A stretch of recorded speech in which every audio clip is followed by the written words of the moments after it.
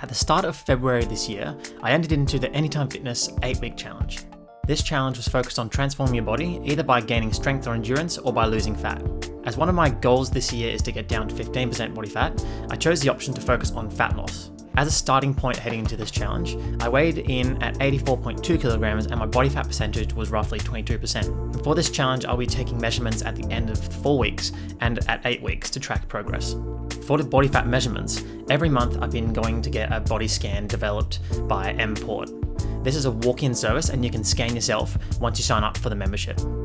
This machine is a single-point bioelectrical impedance analysis where the body fat measurement is determined from my feet contacting the instrument. While this isn't the most accurate way to measure, I have had my body fat tested using a DEXA scan, which is the gold standard, and my results from the DEXA scan to this machine are the same across both of them. The benefit of this 3D scanner is that I can scan as many times as I want for a cheap yearly membership of around $40.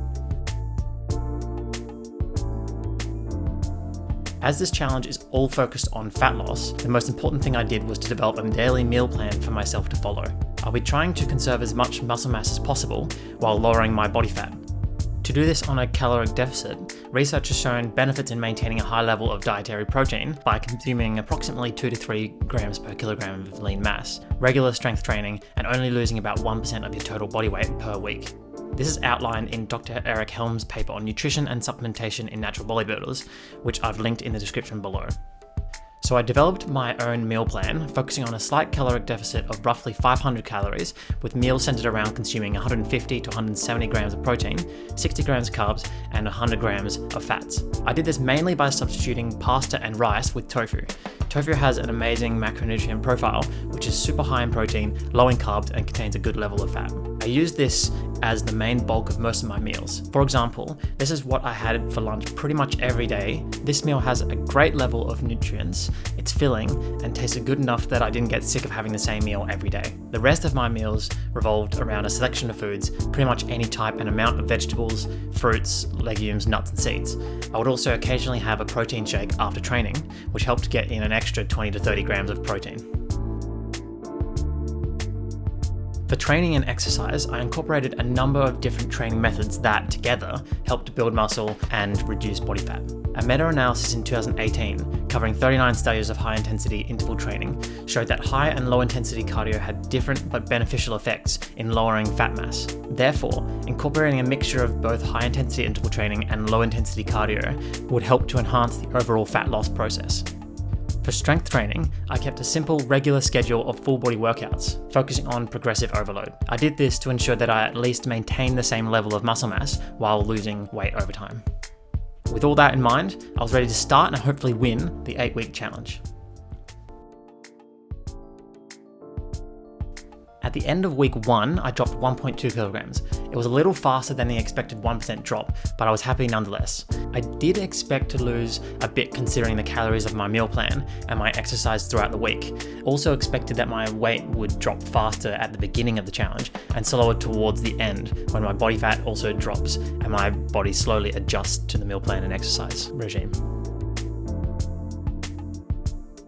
At the end of week 2, I lost an additional 1.6, bringing me to 81.4 kilograms. And throughout week 2, I came across a few interesting articles and videos. The first was a study on 2 groups of people over 12 weeks, where one group had a small calorie deficit and the other had a larger calorie deficit designed to lose weight faster. At the end of the study, the group with a smaller calorie deficit ended up having higher preservation of muscle mass than the other group, which really highlighted how important it is not to lose weight too fast. The other article I found was about non-exercise active thermogenesis, or NEAT. Essentially, this includes any additional exercise you do outside of strength training and cardio. So I tried to incorporate any additional movement in when I could to burn an extra couple of hundred calories. At the end of week 3, I dropped another 0.8 kilograms, bringing me down to 80.6 kilograms, so close to being that sub 80 kilogram mark. Everything was going really well at this stage. Looking at my comparison photos from week 1, 2, and 3, there is a visible difference in the amount of weight and fat around my mid to lower waist. This was really motivating to see, and if I didn't take these photos throughout the week, I wouldn't have noticed it at the time, as this is a very slow and gradual process. For week 4, I ended up gaining 0.3 kilograms, bringing my weight to 80.9. This slight increase of weight was probably due to having a weekend away and eating sugary and salty snacks. I definitely let my meal plan slide during those couple of days and showed just how important your diet is. However, when I got my midway point scan for the 8-week challenge input, I noticed that my body fat dropped from 22% down to 19%, and I was super excited by that. Even more exciting though, was the fact that my lean muscle mass stayed the same since starting, which was around 66 kilograms, and this showed that I was retaining muscle mass and losing body fat, my exact goal. Looking over the comparison front, side and back photos, I noticed some changes with definition, more so on my stomach and my back. Looking at the measurements, everything either stayed the same or slightly decreased. The main changes were in my waist where I dropped 5 centimeters and my hips where I dropped 3 centimeters. All in all, not a bad spot for halfway through the challenge. Now for the next 4 weeks, I plan to stick more closer to my meal plan and make sure I add slightly more cardio into my routine. For week 5, I ended up gaining an extra 0.7 kilograms, bringing me to 81.6, and I was a bit annoyed by this, but again, I had another weekend trip away and didn't ease up on the snacks like I should have. I also didn't get any training in, so I consumed more calories than planned. Throughout week 6, I stuck very closely to my plan and ended up losing 0.9 kilograms, bringing me back down to 80.7. I started cycling into work again every day, which is roughly a 45-minute return ride. It was a great way to burn a few hundred extra calories every day. The cycling, meal plan, and exercising really worked the benefits for week 7, and I ended up losing 1.7 kilograms, and for the first time in almost 5 years, I was under 80 kilograms at 79. Final week of the challenge, I dropped 0.4 kilograms and came in at a final weight of 78.6 kilograms. And throughout the challenge, I lost a total of 5.6 kilograms, bringing my final body fat percentage to 18%. Looking at my comparison photos, there are definitely visible changes in my body fat level. There is a lot more definition across my front, side, and back. The measurements again are very similar, apart from the waist where I dropped a total of 9 centimeters and my hips where I dropped 5 centimeters. At this stage, I was definitely feeling lighter and I could feel the reduced body fat levels. As my photos looked better in the mirror and from the waist up, I created a collage which really shows the progress throughout the 8 weeks. It was super exciting for me to see this comparison and the changes that I made in only 2 months. At the end of the challenge, I submitted my journey to win the competition, and at the end of April, they announced the winners, and I ended up not winning.